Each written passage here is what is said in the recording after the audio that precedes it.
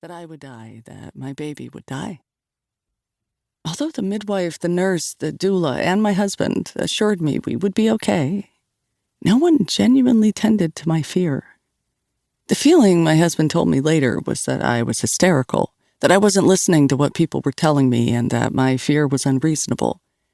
Really, I was scared, exhausted, did not understand what was happening, and did not trust the people taking care of me.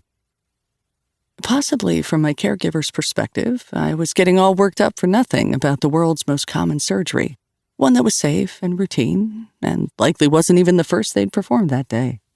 That's because in the U.S., as in the hospital where I gave birth, C-sections comprise 1 in 3 births and 1 in 4 births for first-time moms who are at least 37 weeks pregnant with one head-down baby, as I was.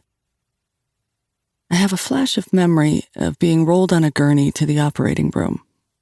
Nearly naked and freezing, I hunched over my belly and braced myself against the doula. As the anesthesiologist tried to insert a new tube into my spine to deliver the anesthesia, my body continued to try to push out the baby. "Your belly looks totally different," the doula said. The baby had already moved very far down, and I'd been pushing when they'd called the section. As if I hadn't noticed the contractions that had dominated me over the previous 24 hours. As with the epidural, the anesthesiologist struggled to place the needle correctly.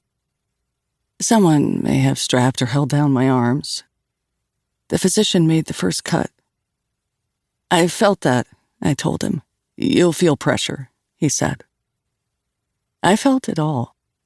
The separation of my rectus muscles, the scissors used to move my bladder, the scalpel with which he incised my uterus. Everyone in the room knew I was in pain. As the obstetrician later put in his notes, the patient was having a great deal of difficulty tolerating pain, was indicating that she was having a great deal of difficulty coping with the pain, and was screaming from the pain. My legs, as I remember, and as the doctor wrote, were moving quite a bit. They were kicking high enough for me to see them above the drape, rigged so I wouldn't be able to see what was going on. The leg kicking.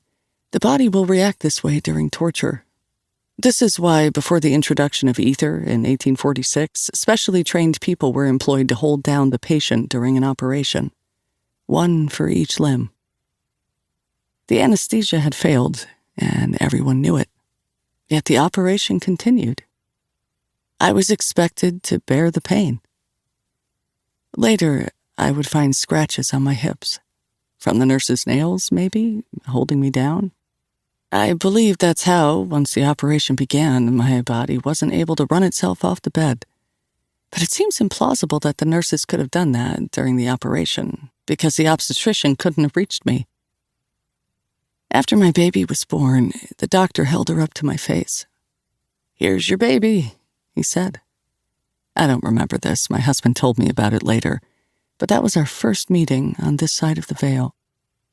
Then he ushered my husband out of the room with the baby, and the anesthesiologist put me under general anesthesia so the obstetrician could sew me up. In recovery, the doula brought the baby to my breast to nurse. I heard her tell someone, a good latch, in a tone that meant a mercy. I don't remember anyone speaking to me or asking if I wanted to nurse. Perhaps they thought I was still unconscious. But I didn't want to see my daughter. I was in too much pain. "I don't want to see her," I cried. No, I can't see her. Take her away." I used to blame myself for rejecting my baby at her first hour of need. But now I see this as a moment of clarity, wisdom, one of my first best acts as a mother. I didn't want to associate her with any more of my pain. She was already so bound up with it. I was determined to breastfeed, despite the pain and my daughter's poor weight gain, mostly to prove to myself that I could do it. Formula lovingly given would have been a better choice, but I refused. As a consequence, and because my daughter cluster-fed for several weeks from midnight until 4 a.m., I rarely slept. Though I was far from alone, problems breastfeeding after C-sections are quite common. I blamed myself. Yet despite the days and nights we spent together, I didn't feel much toward my baby. There was no wave of oxytocin.